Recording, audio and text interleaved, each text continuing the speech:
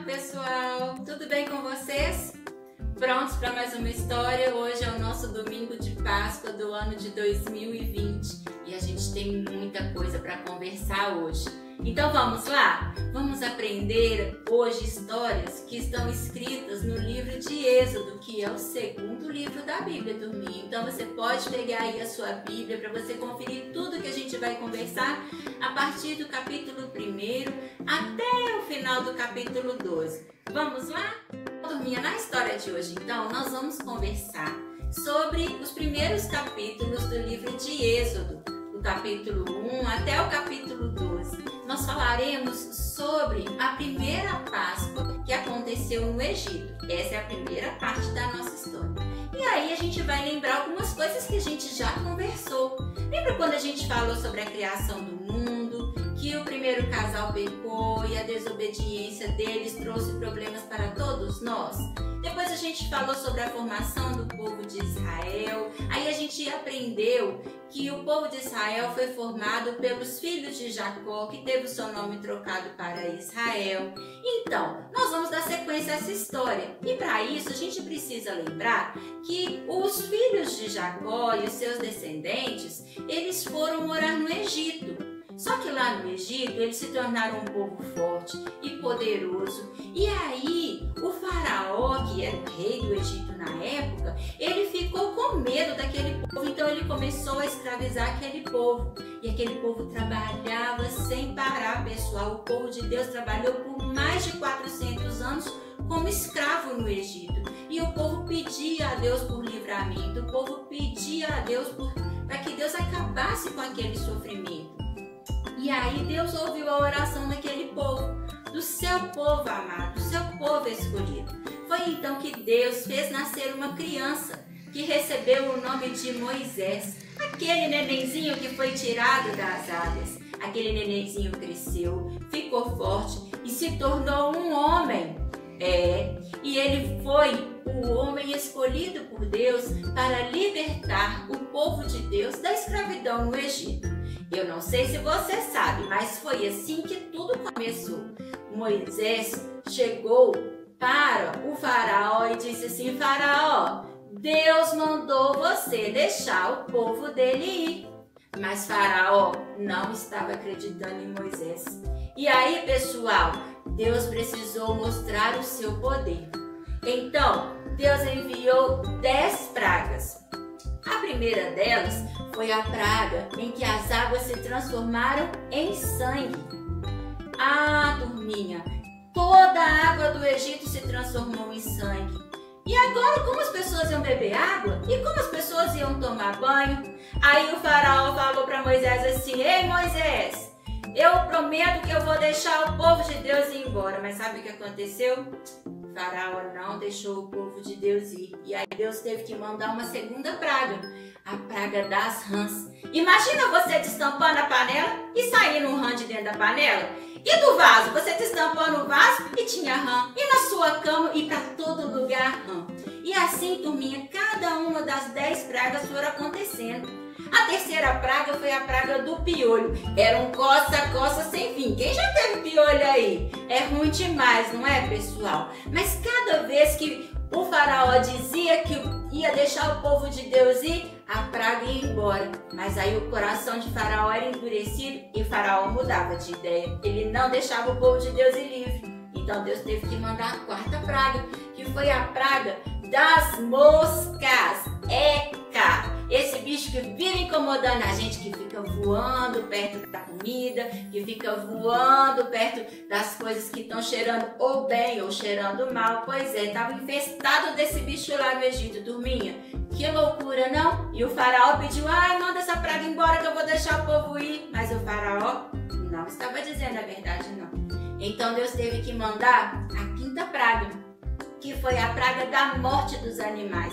Você consegue imaginar a caatinga que ficou no Egito? Nossa, ficou fedendo demais.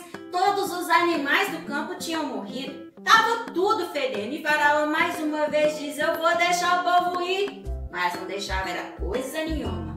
Ah, pessoal, depois Depois Deus mandou a sexta praga. A sexta praga era a praga em que as pessoas ficavam com doenças na pele, com a pele toda machucada. E isso também trazia um fedor que ninguém aguentava. De novo o faraó falou, eu vou deixar o povo de Deus ir. Mas ó, ele não deixava. Aí Deus mandou a sétima praga, que foi a chuva de pedra. Você consegue imaginar a pedra caindo do céu? Tipo quando chove granizo aqui, só que lá, ó, choveu muito, muito, muito e aí destruiu tudo que ainda tinha sobrevivido, a plantação, animais, enfim. E aí Faraó de novo pede a Moisés para, por favor, acabar com aquilo. Moisés fala com Deus, a praga da chuva de pedras vai embora. Faraó não deixa o povo ir livre e aí vem a praga dos gafanhotos. Os gafanhotos destroem tudo, todas as plantações, comem tudo que vem pela frente. Aquela nuvem de gafanhoto vem e destrói tudo. E aí o faraó desesperado fala, não, eu vou deixar o povo ir embora, eu vou deixar o povo ir livre. Mas ele não estava dizendo a verdade não. Eita faraó mentiroso, hein? Ele não aprendeu que a gente tem que dizer a verdade. E aí Deus teve que mandar então a nona praga. Tudo se transformou em noite, turminha. Ontem aqui na minha casa choveu. E aí a luz acabou. Ficou uma escuridão. Mais uma escuridão. E aí eu me lembrei dessa praga. Em que era tudo escuro. Ninguém conseguia ver nada. E mais uma vez Faraó fala para Moisés. Não, pede para Deus mandar essa praga embora que eu vou deixar o povo de Deus ir. Mas não foi verdade. Aí, turminha, sabe o que aconteceu? Deus então mandou o Moisés dizer para o povo de Israel que eles deveriam fazer algo muito importante. Eles celebrariam a primeira Páscoa na noite em que a última praga fosse ser enviada sobre o Egito. Nessa Páscoa, as famílias teriam que se reunir em suas casas e eles teriam que pegar um cordeiro sem mancha. Um cordeiro é um filhotinho de ovelha, até 1 ano. Ele não podia ter mancha, ele não podia estar doente, ele não podia ter machucado, tinha que ser um cordeirinho perfeito. E esse cordeirinho deveria ser morto. E a carne dele deveria ser preparada junto com ervas amargas. E naquela noite eles ceariam. Mas o sangue do cordeiro deveria ser passado na porta das casas. Porque sabe o que a palavra Páscoa significa? A palavra Páscoa, na língua original da Bíblia, significa passar.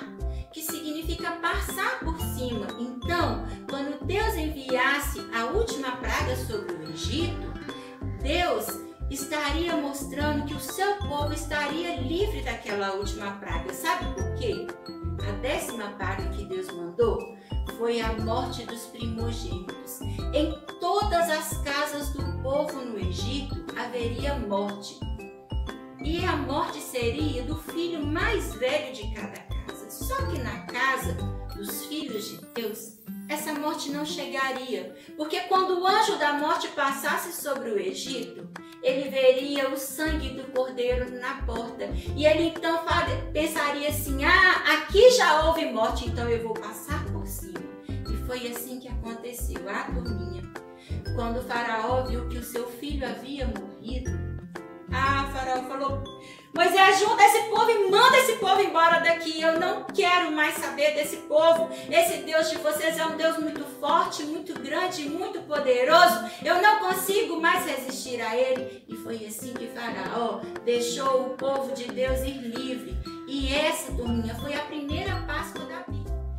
Então, pessoal, essa foi a primeira Páscoa da Bíblia, certo? Mas a história não parou aí, não. Essa história está narrada lá no Antigo Testamento, no livro de Êxodo, igual a gente falou. Mas Deus prometeu que ele enviaria o seu filho desde o livro de Gênesis. A Bíblia nos conta isso. Sabe por quê? Porque o pecado entrou no mundo. E o cordeirinho que era sacrificado na época da Páscoa, ano a ano, esse cordeirinho, ele era um cordeiro que tinha que ter algumas características, você lembra aí? Ele tinha que ter até 1 ano, ele não podia estar doente, não podia ter mancha, não podia ter machucados.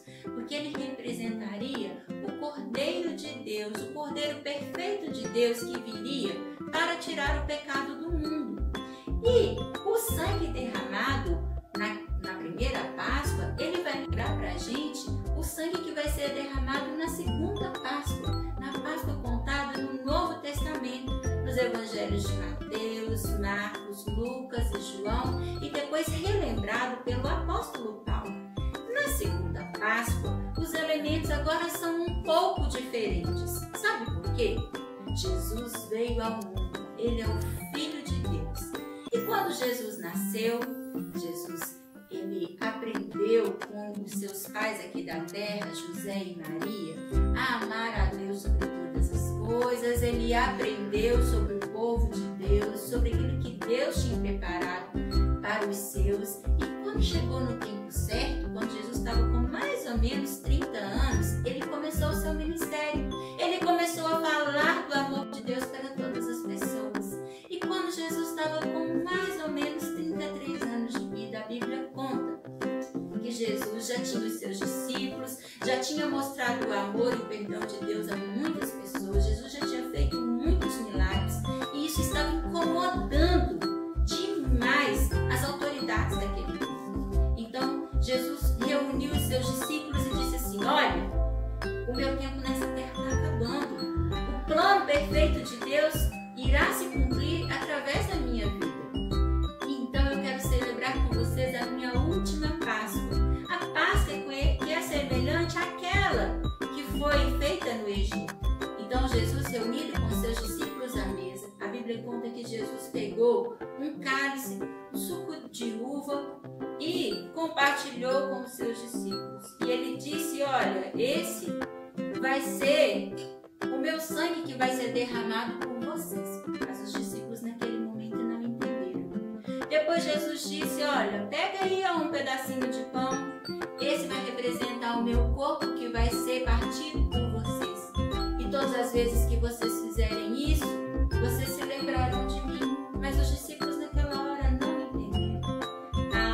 É porque o momento das dores, do sofrimento de Jesus começaria naquela mesma noite. Judas, que era um dos grandes amigos de Jesus, que era um dos seus discípulos, Judas o traiu. E por isso Jesus foi preso, Jesus foi julgado e Jesus foi condenado. E aí eu quero lembrar com você então essa história usando esse cubo aqui, ó, porque ele vai lembrar pra gente todo o plano de Deus para a humanidade. Deus havia criado o ser humano para ser amigo dele. Deus é perfeito e o ser humano é imperfeito por causa do pecado. Deus é santo, mas o ser humano é pecador. E Deus nos ama, mas Ele odeia o nosso pecado. Então foi por isso que Jesus precisou ser preso numa cruz. Jesus sofreu por amor a mim e a você. E Jesus então, preso naquela cruz, Ele carregou sobre os seus ombros o meu e o seu pecado. Jesus não tinha pecado, mas a Bíblia diz que era preciso que o sangue de um inocente fosse derramado para que houvesse perdão dos pecados. Então Jesus derramou o sangue dele lá na cruz. Foi por isso que Jesus precisou morrer. Mas a Bíblia conta que após Jesus ser morto, Jesus foi colocado num túmulo, no túmulo de José de Arimateia. E na porta do túmulo foram colocados soldados para vigiar se alguém ia lá roubar o corpo de Jesus, se alguém ia lá fazer alguma coisa que não devia. Só que o que os soldados não esperavam é que Jesus, que havia morrido na sexta-feira, passado o sábado, no domingo havia uma promessa de que ele ressuscitaria. E sabe o que aconteceu, pessoal? Jesus de fato ressuscitou. E Ele está vivo, e é por isso que hoje, nesse domingo de Páscoa, nós comemoramos a ressurreição de Jesus. Nós lembramos da morte dele na sexta-feira, nós lembramos do sacrifício dele por nós, nós aguardamos no sábado com esperança que o dia de hoje chegasse para que a gente celebrasse a ressurreição de Jesus. Jesus está vivo, a cruz está vazia e agora eu e você podemos sim celebrar a verdadeira Páscoa, porque Jesus foi o Cordeiro de Deus que se entregou na cruz e derramou o seu sangue para perdoar os nossos pecados. E sabe o que a Bíblia nos diz? que Jesus é o único caminho que nos leva a Deus. Você consegue perceber que aqui tem uma cruz? Aqui sou eu e você.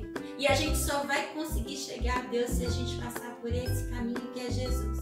A Bíblia nos diz lá em João 14,6 que Jesus é o caminho, a verdade e a vida. E ninguém vai ao Pai, vai a Deus, se não for por Jesus.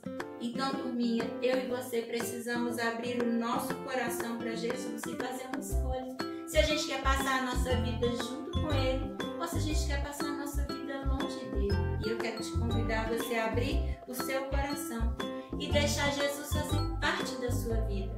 Talvez você pode me perguntar assim, eu não sei como fazer isso. Então eu quero te ajudar. Você vai dizer assim, Senhor Jesus, eu sei que eu tenho pecados e que eu preciso do perdão do Senhor na minha vida. Por isso agora eu convido o Senhor para entrar no meu coração, perdoar o meu pecado e me dar a certeza da vida eterna com o Senhor no céu. Faz essa oração e você vai poder celebrar a Páscoa de verdade na sua vida. Porque a palavra Páscoa é para nós hoje libertação. Se no Egito foi libertação da escravidão de Faraó e das suas leis, hoje a gente vai ser liberto do pecado, da escravidão do pecado na nossa vida. Tá legal? Entrega o seu coraçãozinho para Jesus, deixa Jesus morar nele e com certeza você vai ser uma criança, você vai ser uma pessoa mais feliz. Então eu quero desejar para você hoje uma feliz Páscoa com Jesus. O meu para casa para você hoje é: pensa nessa história. Tem muita gente que sabe ela aqui, ó, mas não sabe ela aqui. Então receba Jesus no seu coração e faça da sua vida uma vida mais feliz com Jesus.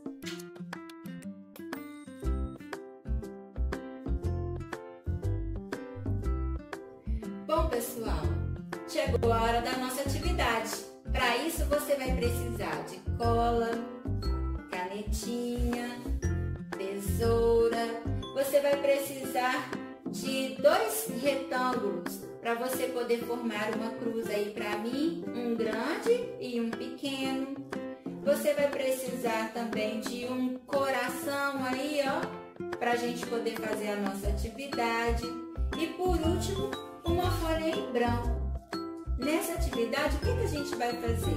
A gente vai colar na folha em branco o nosso coração. Então, ó, eu tô aqui passando a cola no meu coração, que eu já cortei para adiantar, e vou colar aqui na folha branca. Depois disso, eu vou pegar a cruz, que eu também já adiantei aqui, e vou colar ela aqui perto do coração. E com a canetinha preta, eu escrevi aqui, ó, foi por amor. Porque foi por amor que Jesus deu a vida dele por mim e por você lá na cruz. E o versículo que conta isso pra gente está lá em João, no capítulo 3, no versículo 16, que diz assim, ó: porque Deus amou tanto o mundo que ele deu o seu único filho, para que todo aquele que nele crê não morra, mas tenha a vida eterna. Se a Bíblia pudesse ser resumida em um versículo só, certamente seria nesse, porque esse fala do plano de Deus para mim e para você. Eu espero que você tenha gostado dessa atividade e que você se lembre de decorar